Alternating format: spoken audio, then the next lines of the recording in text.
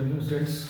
आज हम लोग नेशनलिज्म इंडिया में देखेंगे हाउ पार्टिसिपेंट्स साल मूवमेंट सिविल डिसोबीडिएंट मूवमेंट हुआ, उसमें किस तरीके से जो हमने कहा था आप लोगों को पिछले ही क्लास में कि जो 11 पॉइंट मेमोरेंडम जो गांधी जी ने दिया था सिविल डिसोबीडिएंट मूवमेंट से पहले लॉर्ड इरविन को, उसमें विभिन्न वर्गों का, चाहे industrialist, landless labour, agriculture, small agriculture farmers, जितने भी तरह के लोग थे, माइनिंग वर्कर, हर तरह के लोग जो है, हर वर्ग, चाहे इंडस्ट्रिस्ट हो चाहे इंडस्ट्रियल वर्कर हो, हर तरह के लोगों का डिमांड उन्होंने डॉक्टर इरविन के पास 11 पॉइंट मेमोरेंडम दिया था।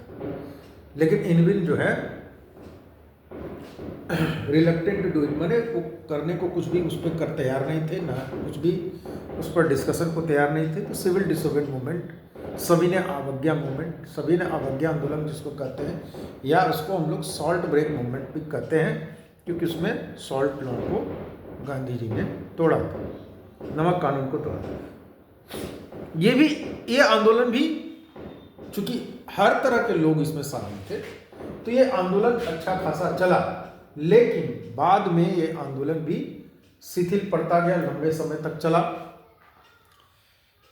लेकिन बहुत सारे आंदोलनकारी अरेस्ट हो गए, बहुत सारे लोग इसमें जो है घायल भी हुए। इसके कारण जो है बहुत बड़े बड़े जो फ्रीडम फाइटर थे, जो बड़े बड़े लोग थे, उनको अरेस्ट कर लिया गया। और ब्रिटिशर्स ने काफ़ी क्रूरता से इस आंदोलन को दबाने की कोशिश की। 5 मार्च 1931 को, अंत में इसी तरह से 5 मार्च 1931 को गांधी जी ने गांधी इरविन पैक्ट हुआ,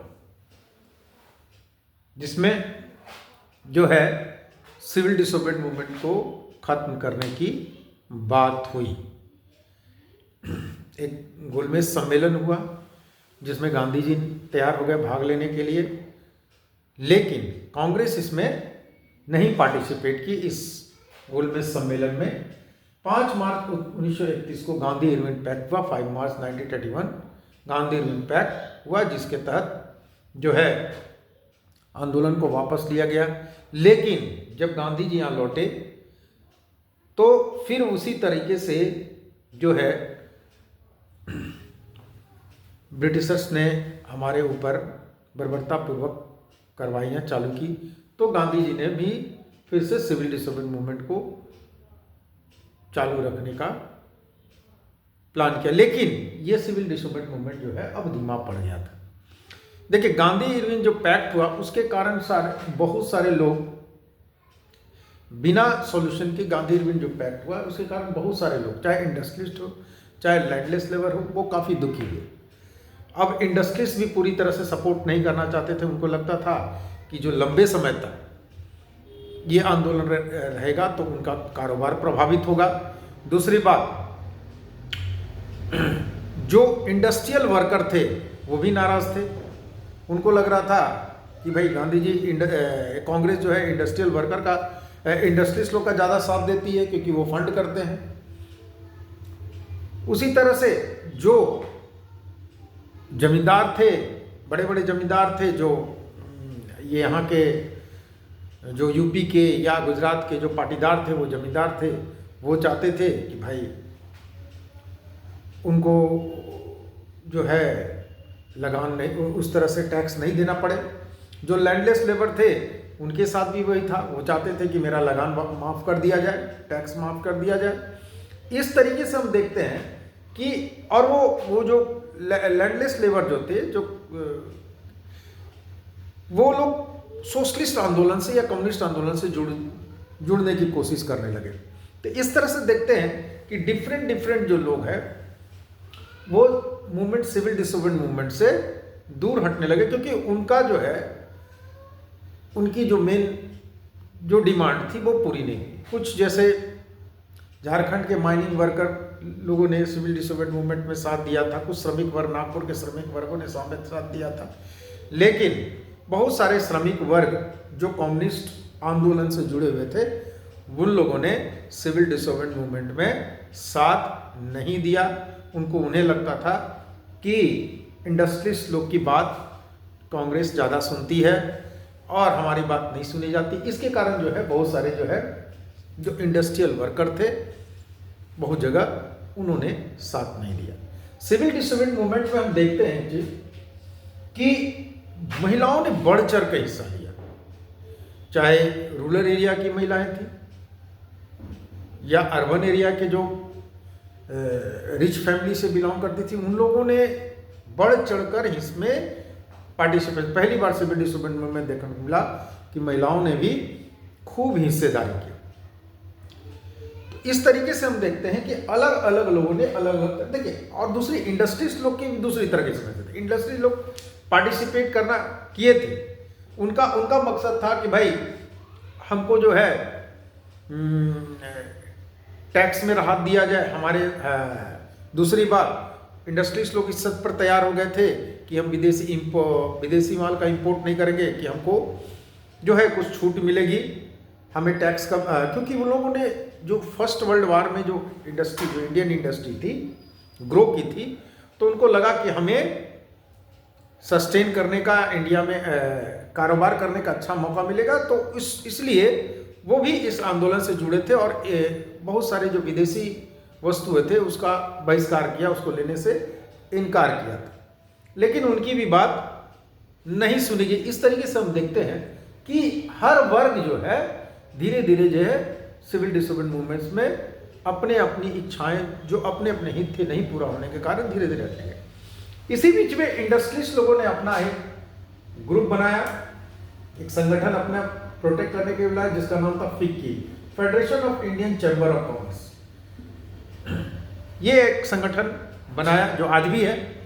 इन लोगों ने यह संगठन बनाया अपने हितों को प्रोटेक्ट करने के लिए, जो भी उनके हित थे उसको प्रोटेक्ट करने के लिए ये जो है अपना संगठन बनाया था उद्योगपतियों ने। फिर हम दलित वर्ग में देखते हैं कि अंबेडकर ने जो डिप्रेस क्लास सोसाइटी बनाई थी 1930 में, उनका एक अलग स्टैंड था। उनका कहना था कि भाई दलितों को जो है काउंसिल इलेक्शन में रिजर्वेशन दिया जाए। अंबेडकर भी गोलमेज सम्मेलन में भाग लिए थे। उनका एक अलग विचार था कि भाई दलितों के साथ जो है अलग तरह का व्यवहार होता है, तो इन लोगों के लिए भी रिजर्वेशन की बात की। लेकिन गांधी जी और अंबेडकर के बीच में इशू को लेकर कुछ प्रॉब्लम थी, गांधी अंबेडकर के लिए। अब प्रॉब्लम क्या था कि जैसे अगर जो रिजर्वेशन की पॉलिसी थी उसके अंतर्गत जो सीट डिप्रेस क्लास के लिए, हरिजनों के लिए, SC ST के लिए जो रिजर्व रहेगा, उसमें सिर्फ SC कैंडिडेट खड़ा होंगे तो ठीक है, लेकिन SC लोग ही वोट देंगे। गांधी जी का कहना था कि इस तरीके से हमारी जो ये कम्युनिटी जो है ये अलग हो जाएगी, हिंदुओं में एकता नहीं होगी। हम सबको जोड़ने की कोशिश कर रहे हैं, इंटीग्रेट करने की कोशिश कर रहे हैं, और ये अलगाव दुर्गाव पैदा होगा। इसी के कारण गांधी जी ने इसके विरुद्ध में जो है भूख हड़ताल किया, और इसके कारण जो है 1932 में पूना पैक्ट हुआ। 1932 में पूना पैक्ट हुआ। किसके बीच में? अंबेडकर और गांधी जी के बीच में। इसके तहत जो रिजर्वेशन वो तो मिलेगा ही, SC ST को जो रिजर्वेशन है वो मिलेगा, लेकिन वहां जो कॉन्स्टिट्यूशन है उसमें हर वर्ग के लोग वोट देंगे। ये सॉल्यूशन ये निकाला गया कि नहीं, जो रिजर्वेशन है वो तो दिया जाएगा, जो आज भी वो पॉलिसी चल रही है कि जो रिजर्वेशन जो दिया जाएगा वो दिया जाएगा, लेकिन उस कॉन्स्टिट्यूशन के हर वर्ग उसमें पार्टिसिपेट करेंगे, उसमें वोट डालेंगे, ताकि वो जो भी कैंडिडेट रहेगा वो हर वर्ग के लिए रहेगा, वहां से हर वर्ग का प्रतिनिधि बन के रहेगा। इस तरीके से गांधी जी की बात को अंबेडकर ने माना, और 1932 में पूना पैक्ट के तहत जो है गांधी ये समझौता हुआ। तो इस तरह से हम देखते हैं कि अलग अलग सोसाइटी जो है अलग अलग तरीके से जो है इस आंदोलन में पार्टिसिपेट कर रही थी। और खासकर जो अंबेडकर का विचार भी देखते हैं कि कुछ अलग तरीके का था। उनका विचार था कि भाई जो SC/ST वर्ग है, जो अत्यंत जो पिछड़ गए हैं समाज में, वंचित वर्ग है, उनको उचित स्थान दिया जाए। इस तरीके से हम देखते हैं कि अलग अलग लोग का पार्टिसिपेशन जो है सिविल डिसोबीडिएंट मूवमेंट में अलग अलग तरीके से देखने को मिलता है। आज भर इतना ही। तो आप मेरे चैनल को सब्सक्राइब कीजिए, लाइक कीजिए, और आगे भी हम हर टॉपिक पर आपको आते रहेंगे। Thank you.